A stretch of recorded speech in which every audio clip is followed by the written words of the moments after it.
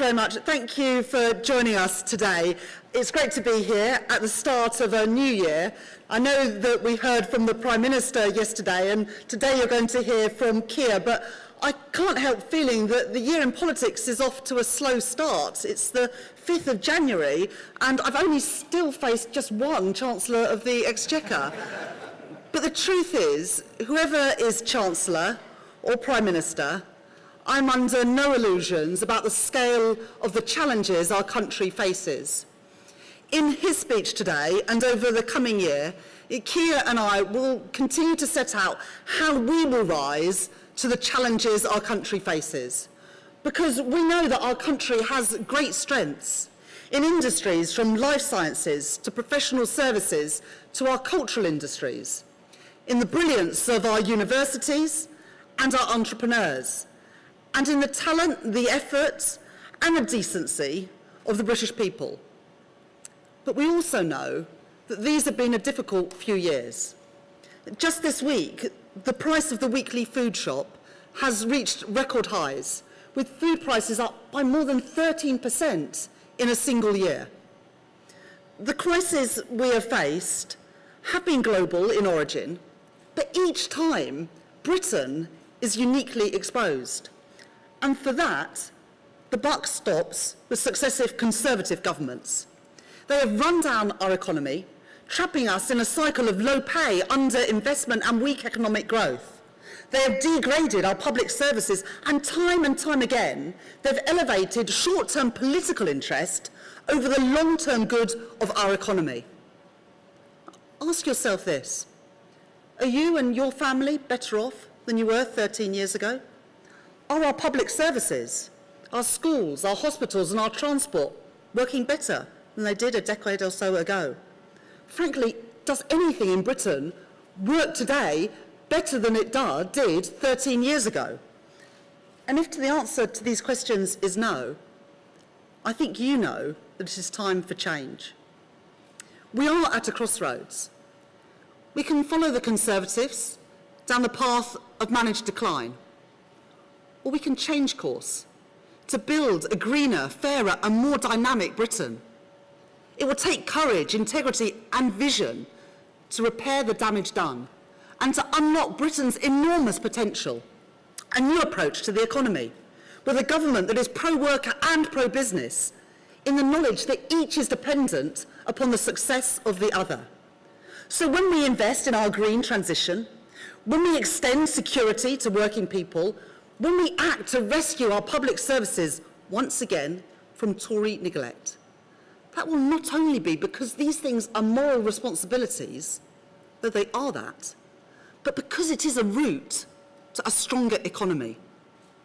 A new way of doing politics, sweeping away the cronyism and the waste of the last few years, which saw billions of pounds in public contracts handed out to friends and donors of the Conservative Party, pushing power out of Westminster and into our nations, our regions and our communities, and restoring public trust. And a new kind of leadership, built on integrity, on stability, and on the understanding that for our country to succeed, the whole country must be able to play its part. That is what Keir is going to speak about today. That is the leadership that he offers. I am proud to serve as his Shadow Chancellor. Now, I would like to say that I'm introducing our next Prime Minister, but you never know how many Tories are going to get through before the next election. So let me just say that I will introduce Britain's next Labour Prime Minister, Keir Starmer.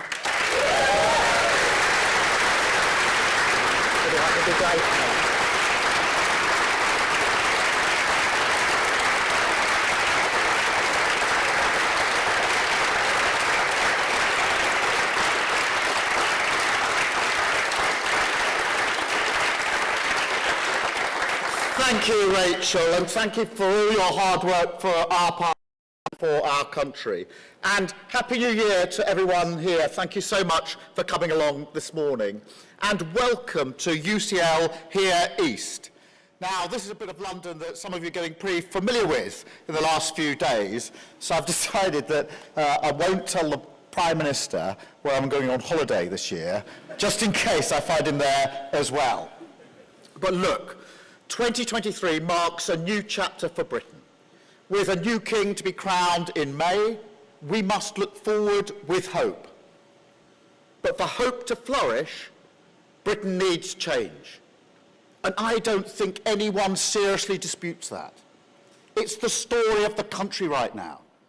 Amidst all the chaos is a growing impatience for change, for real change, lasting change, national renewal. And yes, as they've done throughout our history, the British people are turning to Labour to provide that change.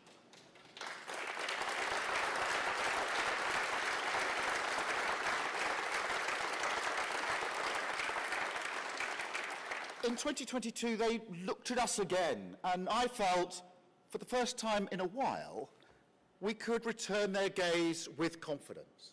That the changes we've made on anti-Semitism, on national security and NATO, on making economic stability the platform for everything we do, has restored a degree of trust, laid a foundation. And this year, we've got to build on that. People know we care. They always know the Labour Party cares. And they can now see a party that is both competent and compassionate. A party that understands what it means to put service to the country first.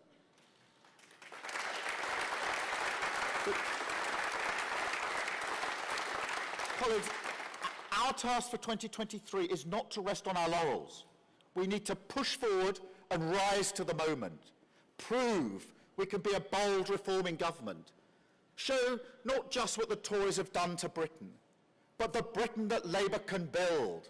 A fairer, greener, more dynamic country with an economy that works for everyone, not just those at the top. And a politics which trust communities with the power to control their destiny. A new government and a new way of governing. Britain needs both. And with Labour, Britain will get both.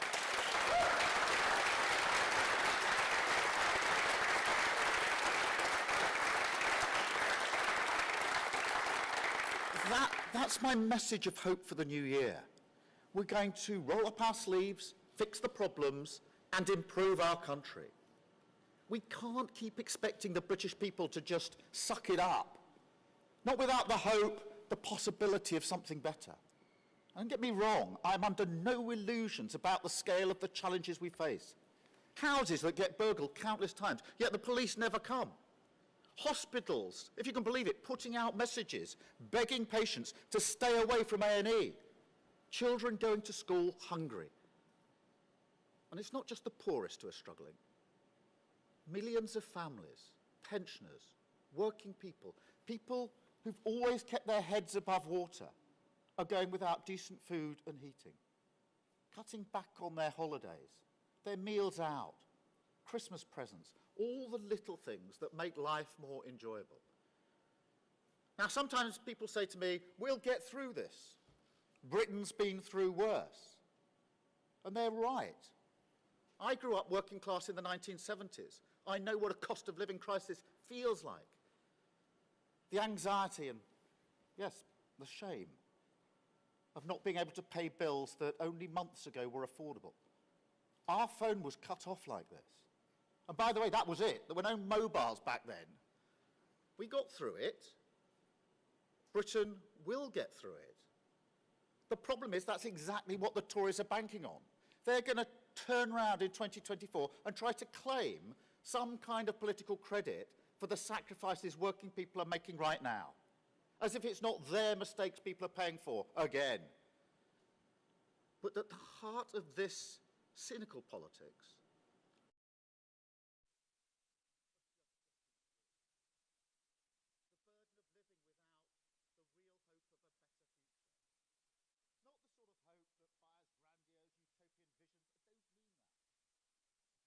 I mean the basic, ordinary hope.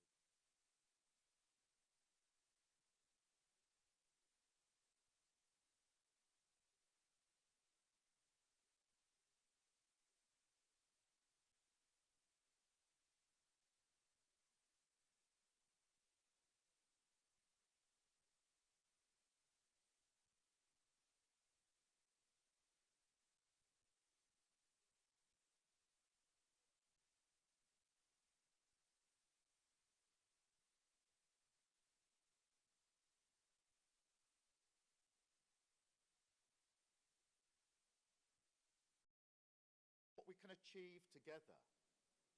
Because for all the challenges we face, I remain optimistic about our future. I believe in our country. I believe in our businesses. I believe in our people. And I believe in our spirit.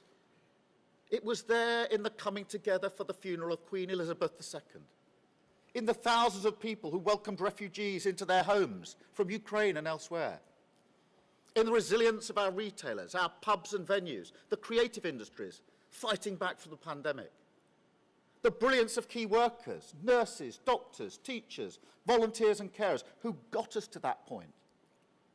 It's in our love of sport and our excellence at it. The double world champion cricketers, the Commonwealth Games that were a beacon of diversity, the Lionesses who brought football home. It's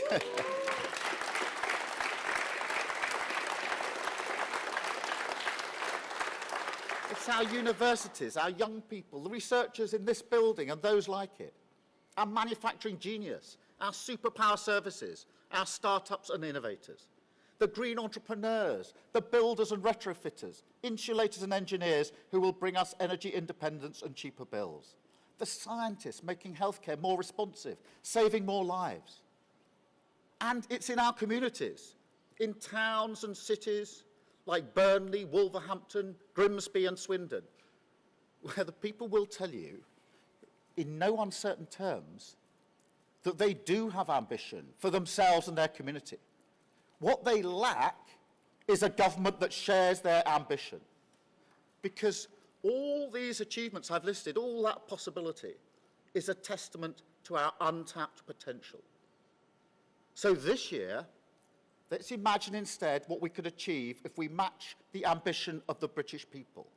Unlock their pride and their purpose. Give them an economy and a politics that they deserve.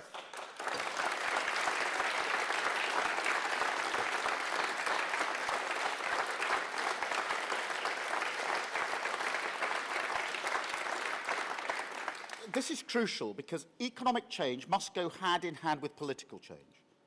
We have an economy that hoards potential and a politics that hoards power. And it's no coincidence, no accident, that this leaves us with more regional inequality than anywhere else in Europe. They feed off each other. And that's why I say Britain needs a completely new way of governing. Yes, we need to use the power of dynamic government, harness technology to drive through reform, convene a real industrial partnership between business and unions. But all of that must be done in service of a politics which trusts communities. I'm utterly convinced about this. The Westminster system is part of the problem. Now, I came into politics late in my career.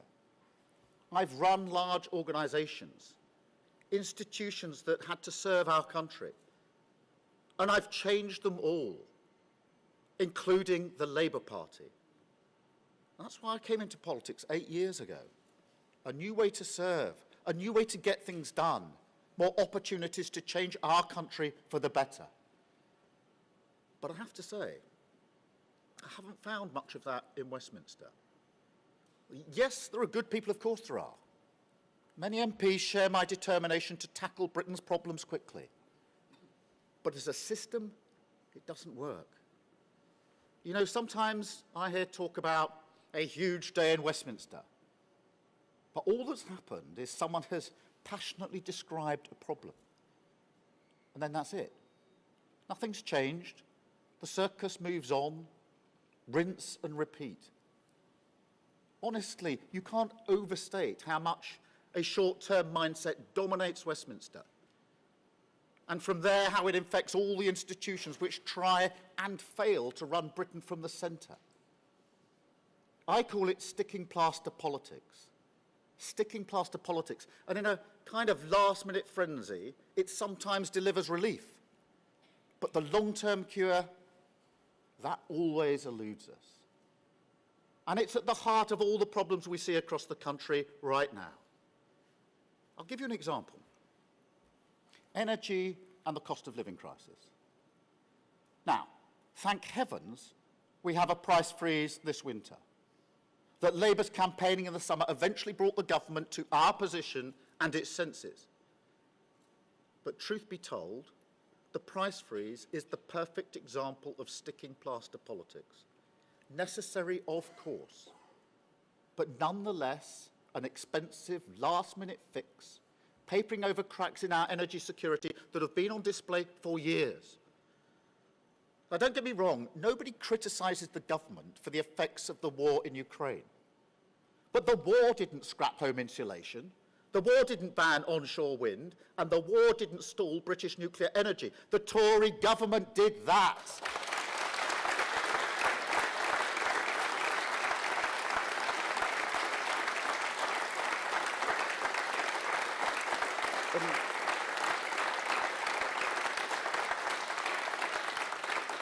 And the story is the same with the NHS and care and with all our public services. The workforce and morale crisis has been an iceberg on the horizon for years. Low pay, housing, childcare, immigration, planning, skills, investment in technology. Time and again, it's the same pattern. You saw it yesterday from the Prime Minister. Commentary without solution. More promises, more platitudes. No ambition to take us forward. No sense of what the country needs. 13 years of nothing but sticking plaster politics. It's why every crisis hits Britain harder than our competitors. The only country in the G7 still poorer than it was before the pandemic. The worst decade for growth in 2 centuries. 7 million on waiting lists and rising. That hasn't happened elsewhere. You know, one of the greatest privileges of being born in Britain, certainly for all of my life, is knowing that if you get ill, if you have a serious accident, you'll get decent health care, whatever your circumstances. Not every country has that, and the anxiety it causes is huge. It's why 11 years ago, in the Olympic Stadium a few hundred yards away, we put the NHS on display to the world. It's who we are. We can't let sticking plaster politics destroy it. I won't stand for that, and Labour won't stand for that.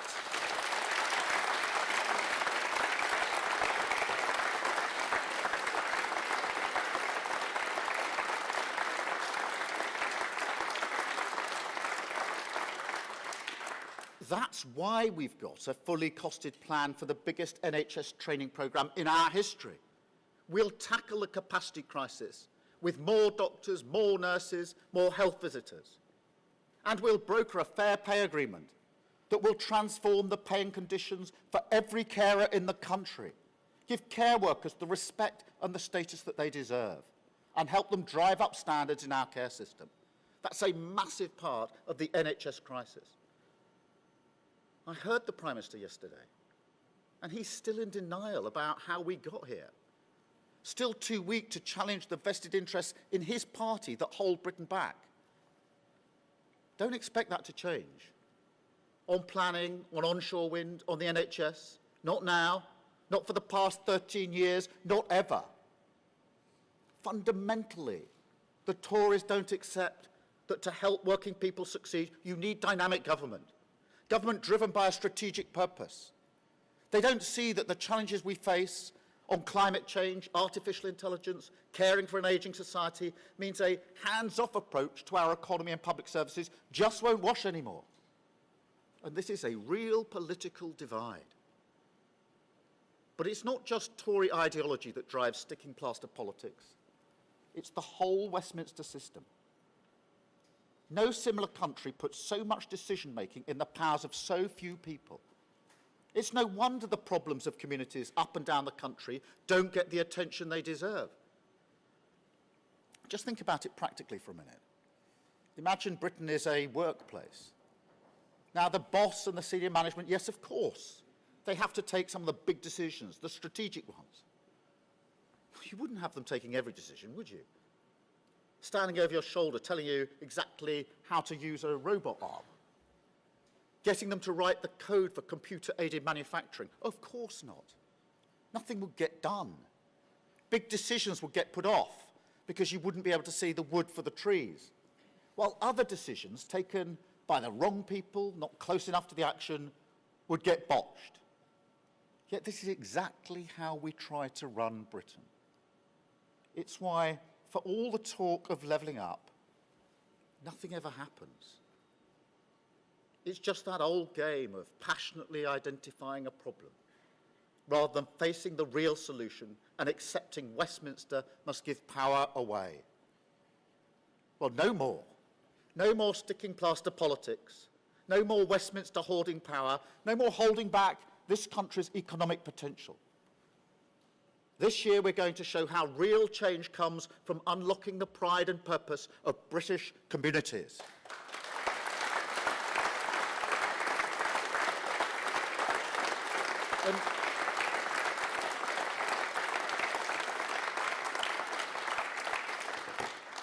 There are two steps to this.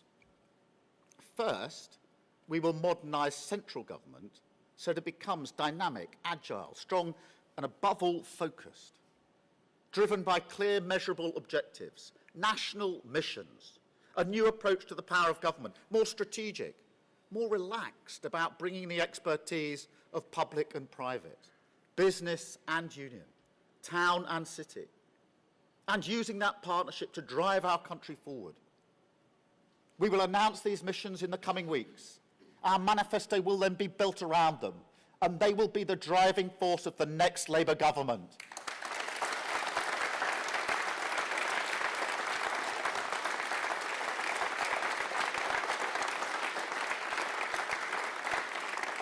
They will push us on to a better future, a decade of national renewal.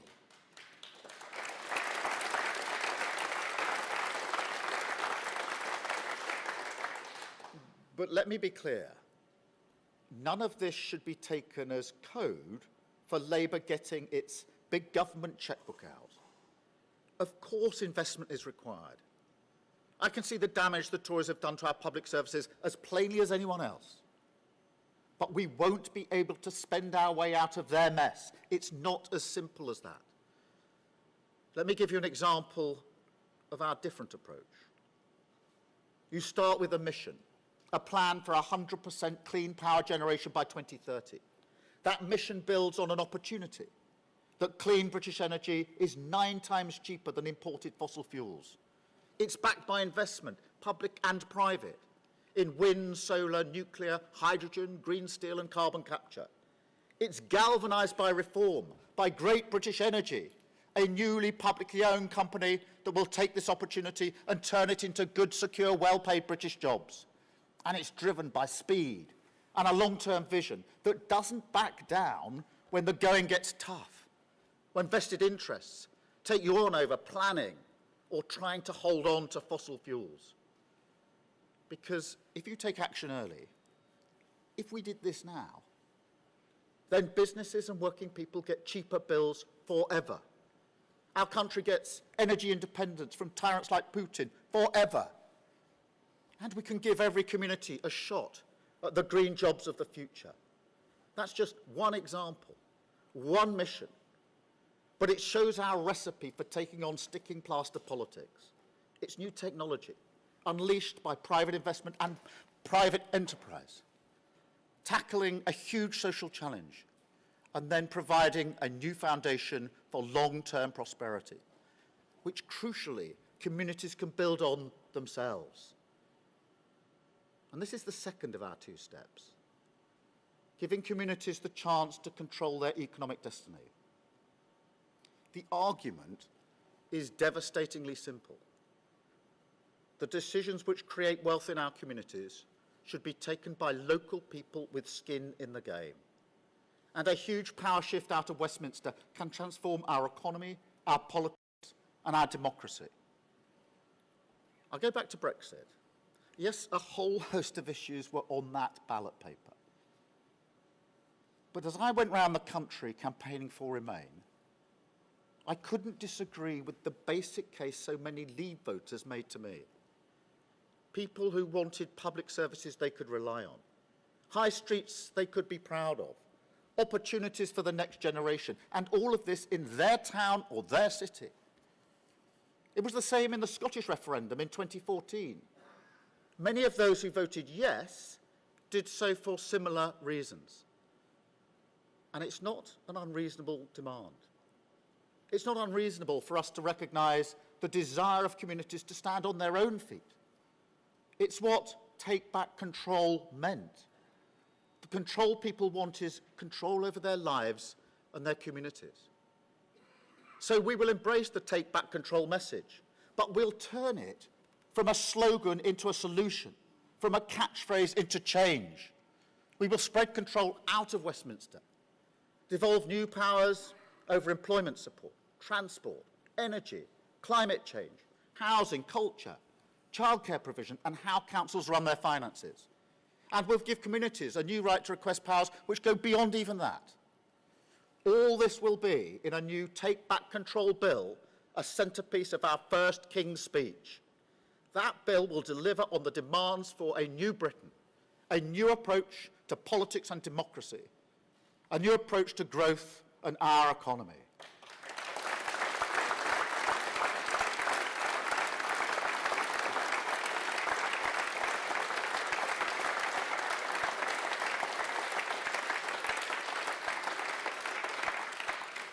In 2022 killed the Tory idea that it's only those at the top who grow our economy. 2023 will be the year Labour shows a new plan for growth.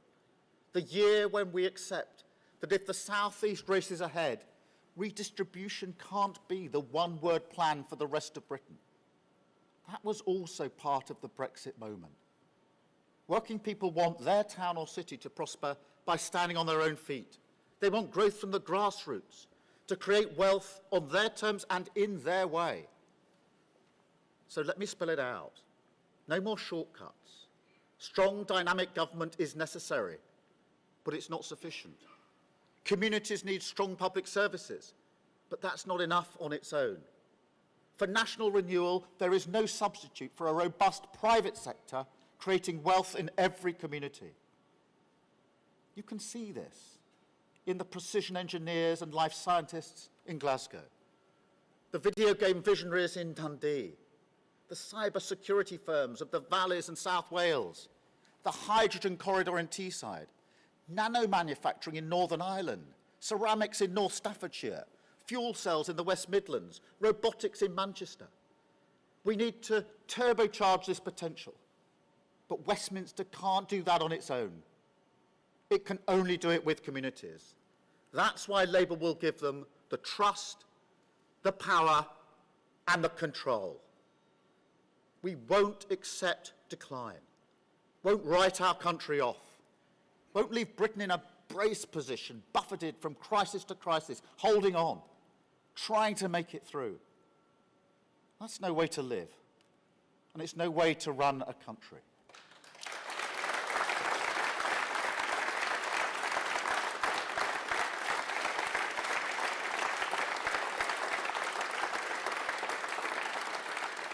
So this year, in place of sticking plaster politics, we'll set out the case for change, the case for a new Britain, the case for hope, that the country will get better, that politics can be a force for good, that Britain can be run in the interests of working people. We can feel the public looking at us again, and we won't let up. We'll work every day to earn their trust, show them a new way of governing, and lead them to the fairer, greener, more dynamic Britain where aspiration is rewarded, working people succeed, communities control their own destiny, and where politics doesn't hide from the big challenges that face our children. Thank you very much. Thank you. Thank you. Thank you very much.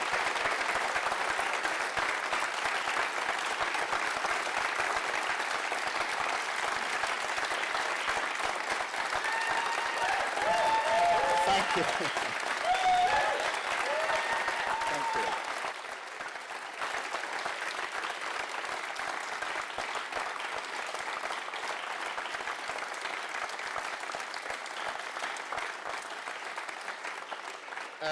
Thank you very much. We're now going to take some questions from the media, and I want to get through quite a few of these, so can I encourage all our colleagues from the media just to ask one question rather than the growing habit of 2 or 3 or 4. So I think we're going to start with Chris Mason from the BBC. Chris. Thank you. Chris Mason, BBC News. You said today that Labour won't be getting its big government chequebook out. Will you match the Conservative spending limits going into the election? Well, first, Chris, that commitment in relation to the chequebook is because we know that we're going to inherit a badly damaged economy and a badly damaged country. And therefore, we have to be absolutely clear that we can't just spend our way out of that mess. Obviously, we'll set out our case as we go into the election, and we will already set out our fiscal rules in terms of spending for day-to-day, only borrowing to invest, and getting debt down as a percentage of our economy. They will be the rules that we go into, but what I'm trying to set out today is a different approach. And making it absolutely clear that it's a different way of working. It's about partnership. It's about pushing power away from Westminster that matters in all of this. But after 13 years of failure on every level, we know we're going to inherit a very badly damaged economy. And therefore, that is what drives me to say we will not be getting out that big government chequebook.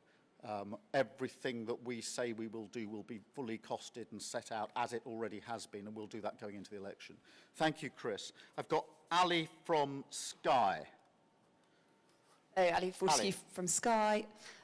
Now, you've criticised Rishi Sunak yesterday for being light on policy, but when it comes to the big issues that are impacting people right now, NHS pay, the strikes, what exactly are you going to do to help people? It's not clear what you're saying beyond saying that you would do a better job than the Tories. You say you're not willing to get your big chequebook out, but how are you going to fix those problems, help people right now? What difficult decisions are you going to be willing to make? Well, look, Ali, I have criticised the Prime Minister. You're absolutely right. I thought his promises were weak and low ambition. Inflation is the biggest example of that. Saying you get inflation down at a rate lower than is already predicted is not a big promise to the British public. And the idea that after 13 years of failure you can come along in the 13th year and say, I've got 5 new promises, please give us one more chance, I just feel is so far removed from reality. But in relation to your question, obviously there are things we need to do this winter to get us through, and we've argued the case for discharging patients more quickly, virtual wards. There are many things we're making use of facilities. But what we can't do, and this is really the centrepiece of what I'm trying to say, is every year we go into an NHS crisis, it just gets worse and worse and worse, and so we're in the worst one ever now. And that's sticking plaster politics. We can do something this year to get through, but if we don't actually understand the fundamentals of change, we'll be back in the same crisis next year and the year after. And central to that is the workforce. And that's why we've said that we will have a fully funded plan to bring in, thousands and thousands more nurses, more doctors, etc., more medical staff coming into the NHS, because in the end, that's the only way we're going to get out of this. That long, putting another sticking plaster on is necessary. Of course it is. It's a bit like the energy and cost of living crisis. We've got to do it for the one more winter. But if we don't tackle the fundamentals, we'll be back in this cycle next year and the year after and the year after. And that's what's been one of the biggest failures of politics in the last 13 years. Thank you, Ali. Gary. Gary Gibbon, Channel 4 News.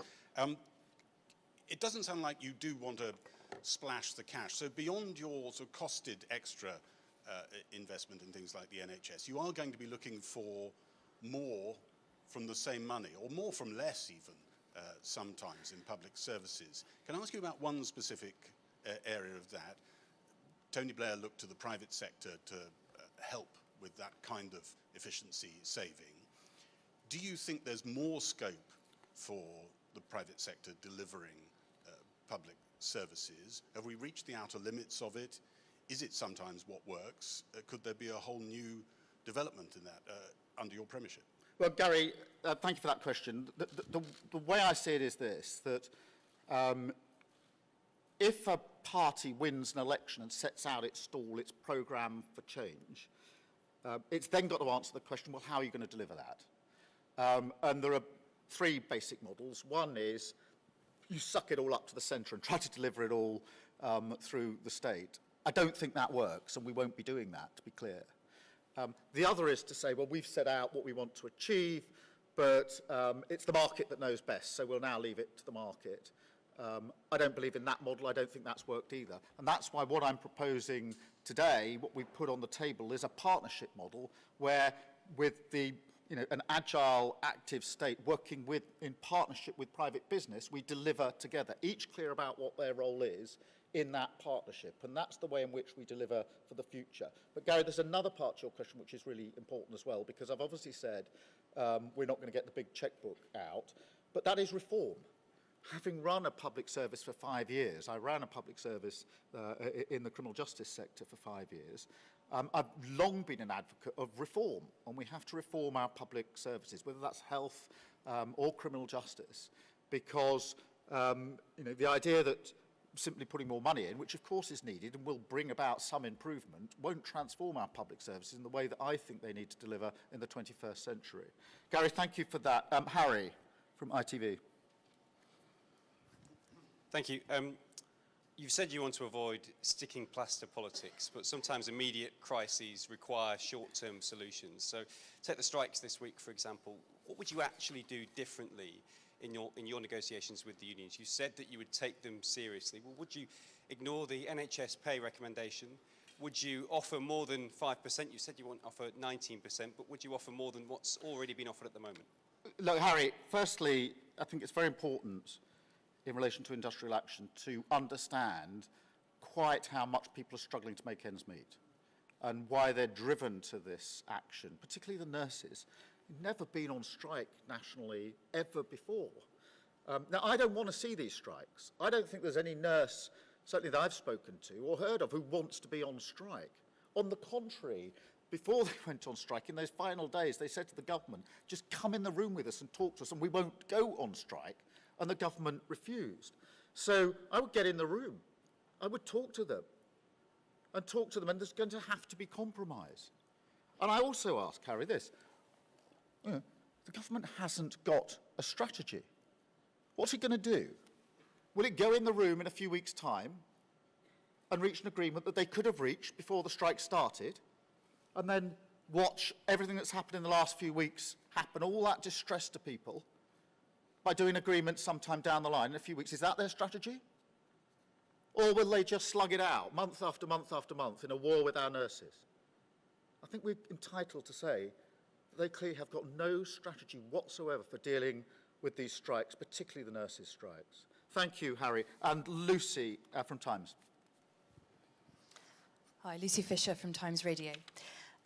We know that the government are shortly expected to bring forward anti-strike legislation. You've made clear that you think those laws are wrong. Will you commit to repealing them if Labour come into government? And do you think any new measures are needed to ensure minimum service levels for the public in crucial sectors like health and rail?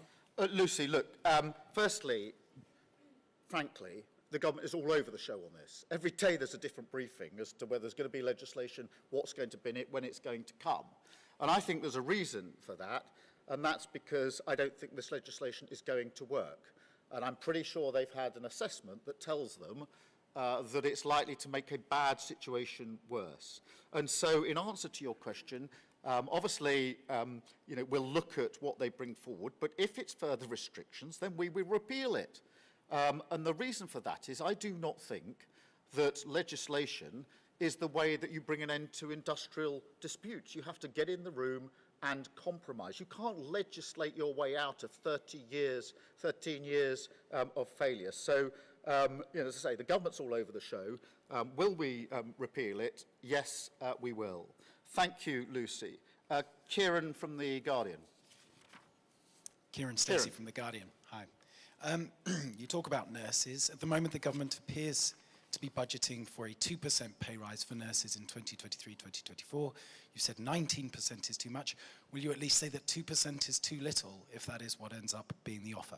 Well, Kieran, let's wait and see what the government actually brings forward, because there's been a lot of speculation. And I'm not going to stand here before the start of those negotiations and say what the right percentage is. Neither the health service nor the unions would expect me to do that. But what I do expect is the government to go into the room and compromise and talk to the nurses. All they're asking is for the government to get in the room. I think many people watching this or just looking on in politics and seeing nurses on strike for the first time would stand or watch in disbelief. All the nurses are saying is, come into the room and talk to us, and we won't be on strike. And the government won't do it. And I think that's the central reason that we're stuck in this situation. Henry, Times. Hi, Henry Zeffman from The Times. If you are restraining spending now, no longer getting out the big government chequebook, do you still stand by the policy of abolishing university tuition fees? Well, look, I mean, university tuition fees are not working well. They burden young people going forward. Obviously, we've got a number of propositions in relation to those fees that we will put forward as we go into the election. But, you know, I have to be honest about it. The damage that's been done to our economy means that we are going to have to, and we know we will, cost everything as we go into that election. And we will do that with discipline as we've done it so far. So I'm not going to spell out our manifesto in advance, Henry. You know I won't do that. You don't expect me to do that. But I can say that every commitment we made will be absolutely fully funded. That's a cast iron guarantee as we go into that election. Jack from The Sun. Thank you. Keir Starmer, you used your New Year's message to try and champion Brexit voters like never before, even announcing a take-back control bill. Many of them will remember you advocating for a second referendum. Do you now regret that, and why should they now believe you? Well, Jack, even in those turbulent years, 2016 to 2019, I was always making the argument that there was always something very important sitting behind that Leave vote. That phrase, take back control, was really powerful. It was like a Heineken phrase. It got into people. And the more they asked themselves, do I have enough control? The more they answer that question, no. And if you can't make ends meet in your family, you don't have control.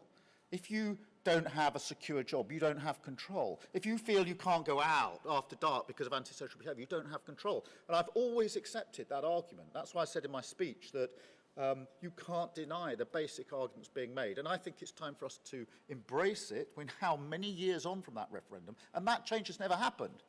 And we intend, as I say, to turn that slogan into a solution and to bring forward that bill, the Take Back Control bill, to deliver it in action. Thank you, Jack. Lizzie from the Mirror. Hi, Keir. Mark Drakeford recently said that Welsh Labour was readying for a snap election because he believes that the government could be on the brink of collapse. Are you doing the same? Lizzie, in the autumn, put our party on an election footing. So I reorganised our teams.